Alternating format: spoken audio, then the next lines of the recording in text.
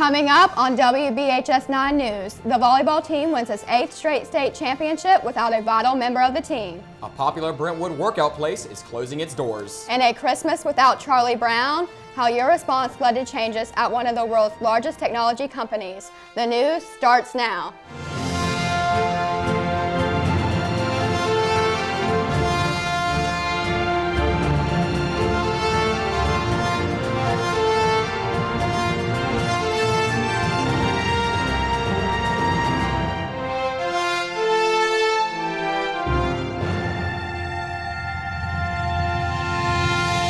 Good afternoon, Brentwood High School. I'm Macy Grubbs. And I'm Chad Barker. Here's what's making news.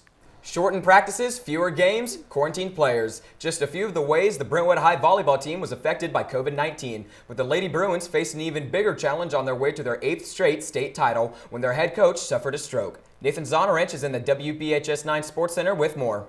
Barbara Campbell hasn't missed a game in more than 10 years, and the Hall of Fame coach has never missed a playoff game in her 31-year career. But all that has changed this year. It was a sight no one thought they would see, Coach Campbell back on the bench. Just a month ago, she suffered a stroke while at home. During the district and region playoffs, players placed cardboard cutouts and a crown on the bench, honoring the Queen of Tennessee volleyball. I didn't even know I was coming until about an hour before the match. And I just wanted to sneak in and get my place on the bench and be close to them. And they gave me a warm welcome. It was very special. After spending a week in the hospital, Campbell wasn't expected to come back this year. So we had actually been in contact, we being Coach Kathy and myself, we'd been in contact with her husband because she hadn't been feeling well the day before. So we were trying to help get her a sub for the next day and get her lesson plans here so that the kids would have something to do. And then, so we knew she wasn't feeling well. And then later that night, her daughter texted us and said that they were taking her to the hospital because they thought that she had had some sort of episode. With coaches Angie Noble and Kathy Cram leading the way, the Lady Bruins had an incredible run in the playoffs, easily winning the district, regional, and sectional tournaments. With their head coach back on the bench, they swept Siegel 3-0 in the state championship behind tournament MVP Shea Eggleston. It's definitely been a really chaotic year, but I think that it also allowed us to just come together a lot more and never take any of our games for granted. And so I think that this year, honestly, it just means more. I wanted to see him play so bad. And they certainly didn't let me down. I thought they played just an incredible match tonight. Coach Campbell says she plans to return to school next month. She wanted to give a big shout out to her assistant coaches, Kathy Cram and Angela Noble, who guided the team to the state championship while she was out. Chad? Thanks, Nathan. Sad news to report from the BHS football camp. The team matriarch lost her battle with pneumonia and COVID-19.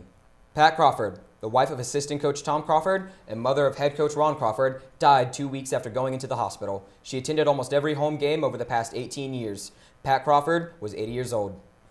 It's a day athletes have waited their entire high school career for, National Signing Day. 12 Brentwood High students signed their names on the dotted lines earlier this month. Tennessee, Alabama, Auburn, Princeton, Belmont, and Louisville are just a few of the university's BHS athletes will attend. Morgan Salmon will travel the farthest from home. She is attending Santa Clara University in California on a softball scholarship.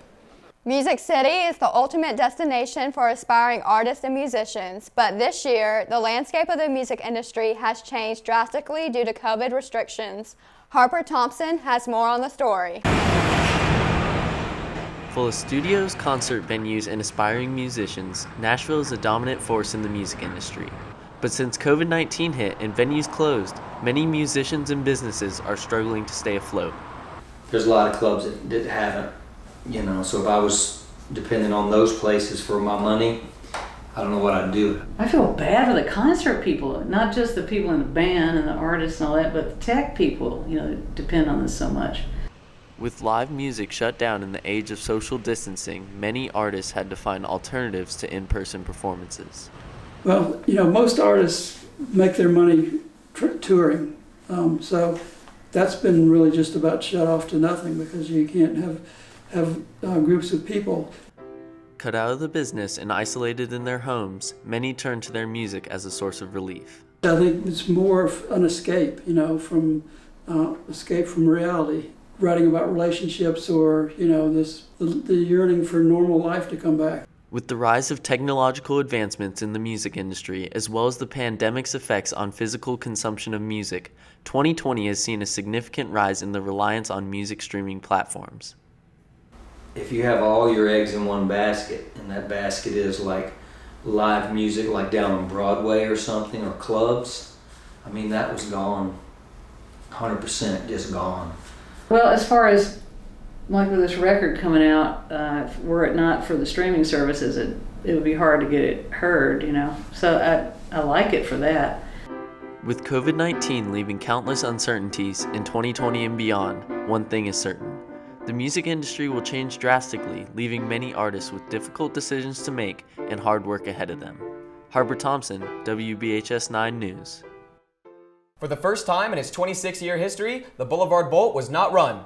At least not in person. Every year, people from all over the South come to Nashville to race in the Boulevard Bolt, the 5-mile race on Thanksgiving Day that raises money for the homeless community. On race day, there would normally be around 8,000 people running along Belmead Boulevard, but this year's race was canceled due to coronavirus. Instead, participants were encouraged to run during Thanksgiving week and to spend time with their families during the holidays.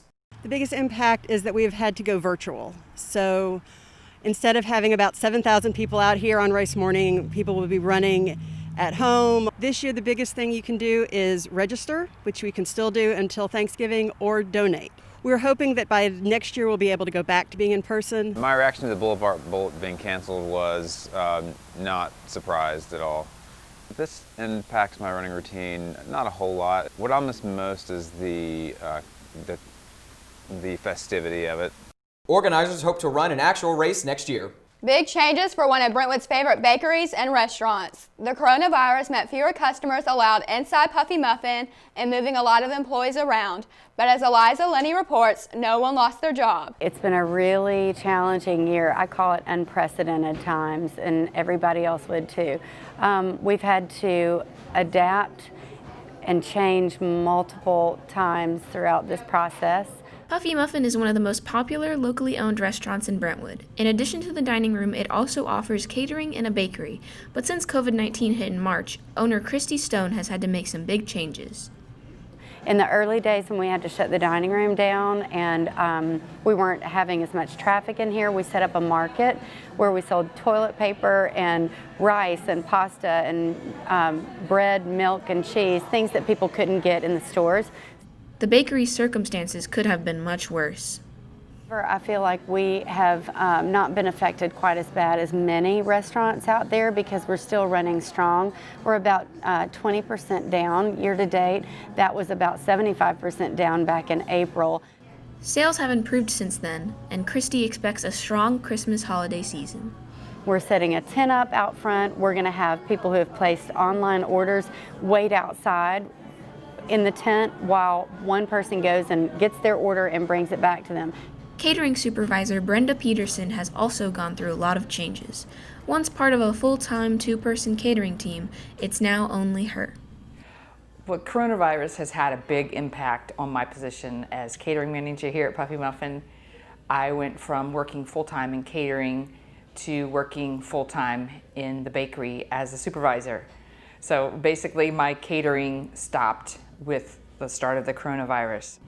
The number of people coming in to sit down and eat is off about 40% this year, and it has hit staff hard. The restaurant side of it, the sit-down restaurant side of it, it has diminished a lot. Like we used to have an hour wait on Saturdays and big waits during the week, and sometimes the restaurant doesn't completely fill up. Both the Puffy Muffin owner and staff see light at the end of the COVID tunnel. And I think that we are going to come back stronger than ever. I would just say to everyone, just have grace and understand that this is the hardest time that small businesses especially have ever faced, and some of them won't survive. Going into Christmas, Puffy Muffin staff hopes COVID numbers go down so customer numbers can go up. Eliza Lenny, WBHS 9 News. Speaking of food, there is such a thing as free lunch, at least in Williamson County schools. Students have been able to take advantage of free breakfast and lunch this year thanks to a program from the U.S. Department of Agriculture. The free food program will continue next semester as well.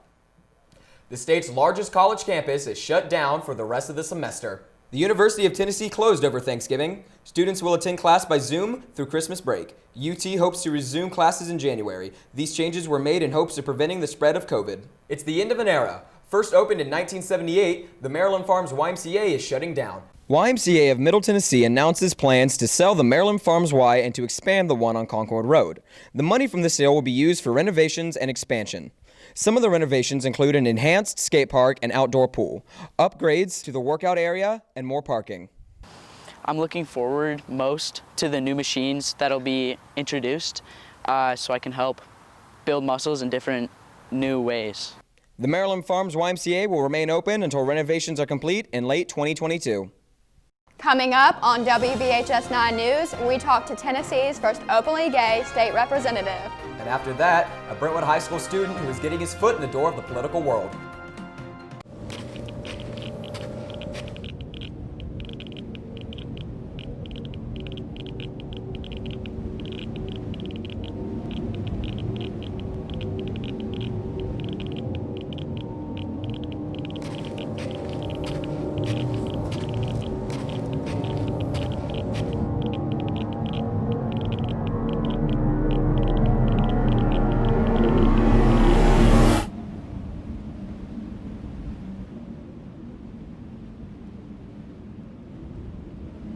Zoom, connecting people even when the world feels apocalyptic.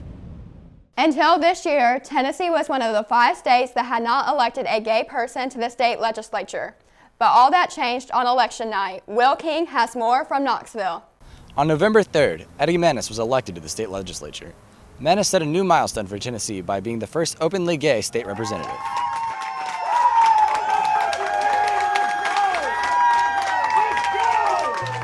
Manis is a business owner from Knoxville who gained popularity during his mayoral campaign in 2019. While he was ultimately unsuccessful in that race, that didn't stop him, and on Election Day 2020, he was elected state representative, representing District 18 in Knoxville.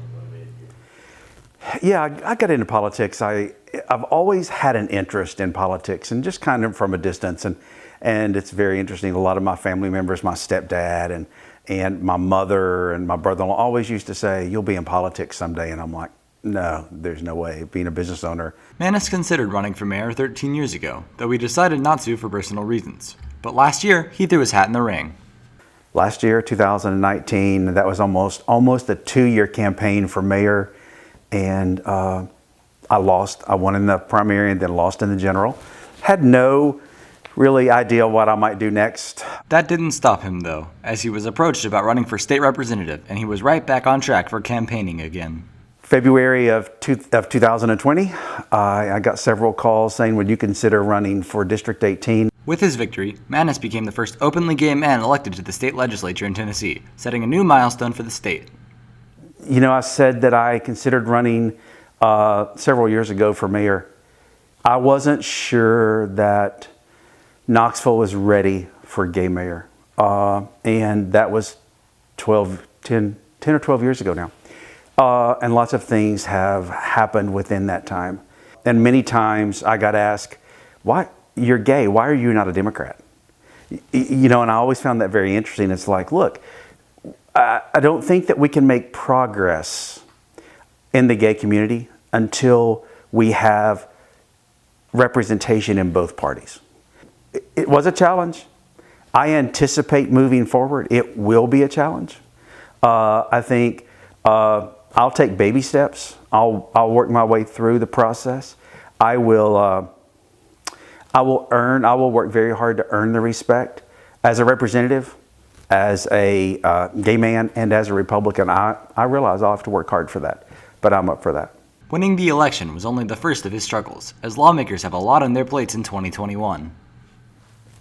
I think the biggest challenges that will come up for the 112th General Assembly is, again, the recovery. Where do we go from here?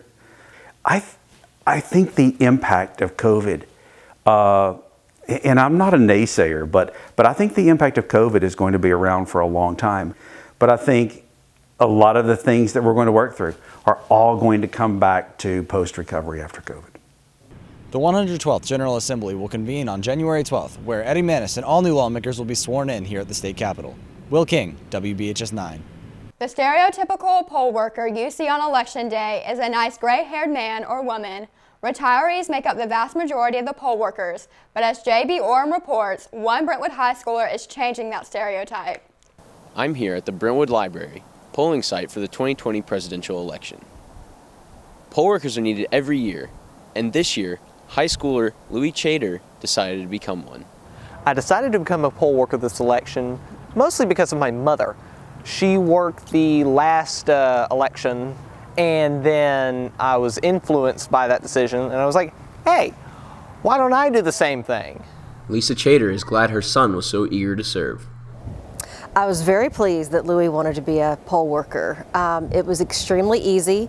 I had brought it up to him after I had worked the polls in August, and he simply filled out an online form. The Election Commission sent him a paper ballot to fill out. He sent it back in, and within 2 weeks he was registered to work at the polls. Younger poll workers are not very common, especially here in Tennessee. I see Louis as being a younger poll worker, definitely an exception, at least here. He was the youngest by far. Throughout the day, Louis does a variety of tasks to get voters where they need to go quickly. What I do is help set up the voting machine for the voter and prepare their ballot. And then afterwards, I will direct them to go to the tabulator and submit their ballots in order to be scanned. Due to the age of most poll workers, Louis and the others made sure to take precautions against COVID-19. Me personally, I wear a mask and a face shield and gloves. Young people are needed every year, especially as the voter turnout has increased. I do think that younger poll workers are needed in future elections. I think it's a great experience. It involves them in the political process, and they've got the energy and the stamina to make it through a really long day. So I think they're very valuable. Louis hopes to inspire other young people to be poll workers in future elections. J.B. Orem, WBHS 9. Just days before the election, Nashville had a special visitor. WBHS 9 News was there when Air Force One touched down at Berry Field. President Trump was in town for the second presidential debate, which was held at Belmont University. From severe burns to patients dying on the operating room table, Army anesthesiologist Kevin Whalen has seen it all, but his biggest battles haven't come on the front lines but on the home front. Grace Constantine has our report. Lieutenant Colonel Kevin Whalen enjoys hunting and shooting his bow. He also likes to spend time with his wife and 4 daughters. He is a military-trained anesthesiologist. Whalen was on active duty for 10 years, took a 3-year break, and has spent the past 10.5 years in the Army Reserves. One of the hardest parts is being away from his family. I left in January of 2003 when Hallie, my oldest, who's 19 now, she was right at 2. For 13 months, I didn't get to see Hallie at all. I came home, and the second day that I'm home, she's not used to me. She's getting used to me, but she rises up and she's mouthing and getting in trouble. And I put her in the corner, and I said, you're not gonna talk to me like that, or your mom. And she turned over her shoulder and said, I wish she was back in Iraq. And my wife, Nicole, goes, she doesn't mean it. She doesn't mean it. And I thought that kid meant every single word of what she just said. During his time in the military, he faced many difficult situations while preparing injured soldiers for medevac. One was watching a soldier die. 20 years later, Kevin Whalen still wishes he could have done more for one such soldier. And if we receive casualties, one of the things we always did was make sure that you check for burns to the face, because my job's anesthesia. There was a black kid named Henry Brown. The cardiothoracic surgeon was giving me a report, and he said, there's a captain, he's got burns to his legs. Here's Henry Brown, he's got liver lacerations burned to 80% of his body. They're putting blood into a central line in his leg. I said, any burns to the face? He said, no. When I wiped his spit off, his skin came off. So he had burns to his face, and they didn't tell me. And in the end, he succumbed to his injuries. But Whalen also remembers the lighter moments. While serving in Iraq, the camps were not very sanitary. There were no showers, sinks, or toilets. Waylon still laughs about the slit trenches soldiers had to use. And one of the things that stood out is we had slit trenches. So they would dig it 6 foot wide, 3 foot down. They put all kinds of like fly killer and stuff in there. Ours was this far apart, so if somebody had to go, their naked thigh would be touching yours. I couldn't sit next to nobody else's thigh and do my business, so I had to go out in the wilderness and dig my hole like I was a cat for 2 months. Kevin Whalen would do it all again if given the chance, and plans to continue in the reserves until he retires. Grace Constantine, WBHS 9. Up next, we go behind the bench on what it takes to be a student athletic trainer. It's a lot harder than you may think. And after that, a sweet restaurant expands.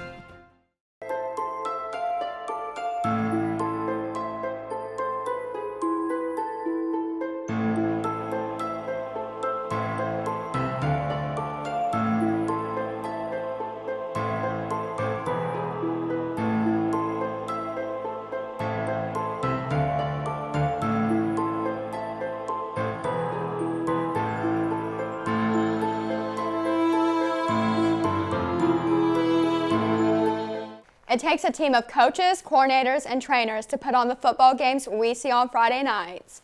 Chad is in the WBHS 9 Sports Center with more on what it takes to make these games happen. The Brentwood High football team has had a very successful 2020 season, but what happens behind the scenes at these games? I spoke with the BHS student athletic trainer to see what her day was like working for the football team as we go behind the bench.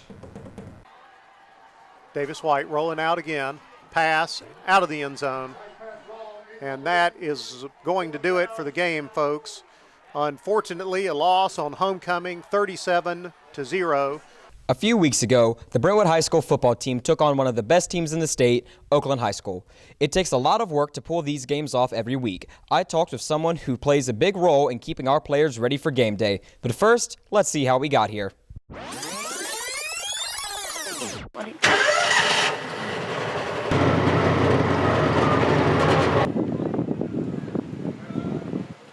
Brentwood High School senior Laurel Lorman is in her second year of being the student athletic trainer for the Brentwood High football team.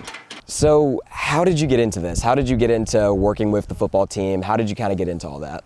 I saw posters on the wall at the high school that they needed a new one because the girls were seniors and I was a junior, so I was like, okay, let's give this a try. So I went to go talk to Coach Kane. He introduced me to the girls and I just got going with it and the rest is history. The Brentwood football team practices every day after school during the week, and you can always bet if the team's out there, so is Laurel lending a hand. I get the ice chest ready, I get the water boy ready, and we get the guys taped up for practice. Then we head on out here, and I fill up the guys' water cups, talk to them, make fun of them, you know. It's a banter. Even though it takes up a lot of Laurel's time, she has the full support from her parents. It was surprising, and then again it wasn't, because Laurel has seemed to have more friendships with guys through the years than girls. So that part of it didn't surprise me. And I'd say it's, I was certainly surprised that she wanted to go into it. I knew that she wanted to do some of the medical field, and that's what she was looking at, but just had not thought about this from that perspective. Practice is pretty laid back for the most part, but come game day, it's all business. Shortly after school ended on Friday, Oakland arrived on campus and unloaded their equipment, followed by warm-ups for players and cheerleaders. Pep talks were given. But the thing I love most about us is that we play for each other. Fans made their way in, cameras were set up, the dance team performed, and the national anthem was sang. Whose broad stripes and bright stars. And after Brentwood won the toss, it was game time. And then when game time starts, all the guys come out and we make sure that they're all taped. Well, beforehand, we make sure they're all taped and good to go. And when we're out here, we make sure that they have water when they're practicing warm-up. And then they go back, come back out. We just give out water, and I make sure that their shoulder pads aren't showing because they could get a penalty for that, for uniform. And basically, I just talk to the guys whenever they're not playing and hand out waters, and just check on them, make sure they're okay. After kickoff, Laurel gets to work handing out waters and checking in on players. When halftime rolls around, she heads to the locker room while the homecoming queen is crowned and the band performs. Soon, the players and Laurel make their way back onto the field, and it's back to work, filling up and passing out waters. Although the game did not go the way the Bruins wanted it to on homecoming night, they left it all out on the field with Laurel right by their side. Laurel hopes to continue her studies in the medical field in college. Back to Macy. Thanks, Chad. A longtime Brentwood business has expanded and relocated to offer an even sweeter experience. Here's Louie Chater with more on Sugar Drop. What started over 50 years ago as a wedding and bridal boutique, Sugar Drop has transformed into a one-of-a-kind destination for sweet confections, baking supplies, and so much more. After 55 years in Brentwood, Sugar Drop has relocated to 574 Franklin Road, near the Morris Lane Franklin Road interchange. It offers baking supplies, cakes, baked goods, ice cream, as well as cake decorating classes and parties. Our dream was to be able to create an environment where you could come in and not only purchase supplies, but you could also purchase things that we've made to be able to enjoy them on site. And so we knew at our old location, having that kind of cafe vibe would not work. Before the business was taken over in 2017 by Brooke Odell, it sold baking supplies and bridal wear. Since then, Sugar Drop overhauled its business model by offering bakery service, as well as offering cake decorating classes and camps, while still maintaining its core business model as a supply shop. With Sugar Drop, it had become such a dying business that I knew as a businesswoman, I could easily take this dying business that happened to have this cute name, and I could transform it as to what I wanted it to be. Odell is an award-winning cake decorator who has been featured in many local publications, including an award for Best Birthday Cake Designer in the Nashville scene. A few of her notable clients are country music television, country singer Willie Nelson, and Beatles drummer Ringo Starr. She began her career when she picked up a book on cake decorating more than 10 years ago. After making a few of the recipes and having some issues, I contacted the bakery in Manhattan who had produced the book, and they were super kind and generous, and they would help me troubleshoot things, and it really stuck with me a lot. In addition to relocation, Sugar Drop has also expanded its operations to include dine-in service and curbside pickup, breakfast, donuts on the weekends, drinks, and a party room that can accommodate up to 20 people. Ever since Brooke picked up that cake decorating book, she has been able to turn her dreams of owning a bakery and her creativity into reality. Brooke is a dreamer, a visionary. She has just big ideas, and she's full of sparkles and sprinkles and pink and fun. I have literally been able to take the things that I have been able to dream about, that I think as a 5-year-old girl having a bakery, what would I want? I have been able to take each of those things and implement it into this current business. Sugar Drop is open Monday through Wednesday from 8 a.m. to 5 p.m. and Thursday through Saturday from 8 a.m. to 7 p.m. Reporting from Sugar Drop, Louie Chater, WBHS 9. Viewer complaints led to changes for the Charlie Brown holiday specials. I'll take this little tree home and decorate it, and I'll show them it really will work in our play.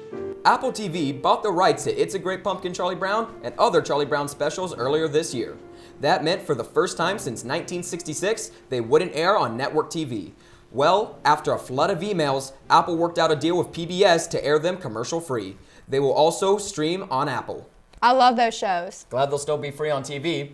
Thanks for joining us for this holiday edition of WBHS 9 News. We leave you with music from the Brentwood High Choir and its holiday concert. Have a great Christmas break. On December 5 and 20, boom, boom, boom. On December 5 and 20, boom, boom, boom. For a blessed babe was born upon this day at break of dawn. In a manger poor and lowly, lay the Son of God most holy, boom, boom, boom. For a blessed babe was born upon this day at break of dawn.